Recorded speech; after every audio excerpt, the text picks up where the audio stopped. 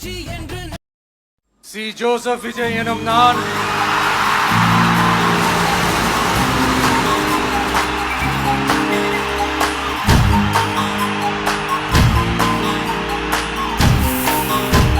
சட்டப்படி அமைக்கப்பெற்ற இந்திய அரசியல் அமைப்பின்பால் உண்மையான நம்பிக்கையும் மாறா பற்றும் கொண்டிருப்பேன் என்றும்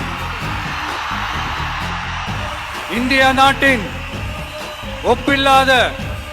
முழு முதல் ஆட்சியையும் ஒருமையையும் நிலை நிறுத்துவேன் என்றும்